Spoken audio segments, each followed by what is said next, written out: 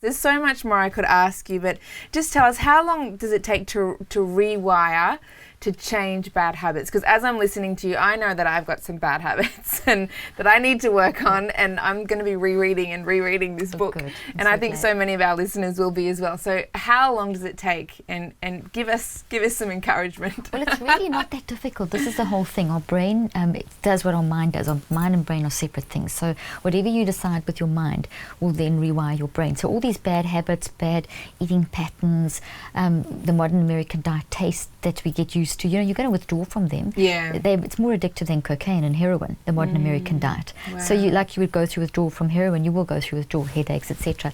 But it's not a difficult thing to do once you set your mind, because your mind's more powerful than your brain. Your brain controls your body. So your mind will change your body. It will rewire. What you've wired in, you can wire out. So that's the first thing, bit of hope, that there is hope. And it's also a cycle of 3 cycles of 21 days. So I talk about 63 days to think and eat yourself smart. And in my book, I have 3 sections. One where it tells you about the problems, one where it shows you the impact on your brain and body, and the third part, how do you make the change? And then I have an online that goes with that, where it teaches you. It's over 63 days. So it's a matter of understanding, how do I rethink? How do I handle food ads? How do I rebuild my pantry?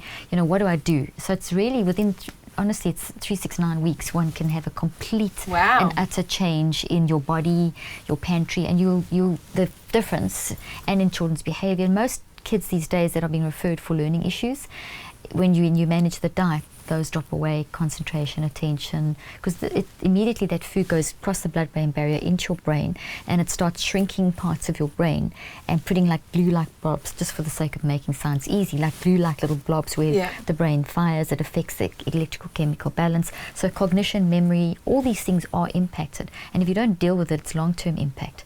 So we're seeing kids as young as 2 with obesity, even younger. Babies are born obese.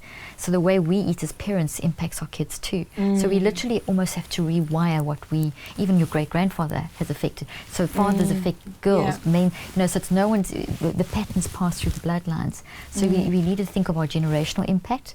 Also, if we support those industries, what are we leaving for our kids in future in terms of, produce and land and that kind of thing? Because we're getting deserts forming globally. It's really become a very significant issue now in this generation.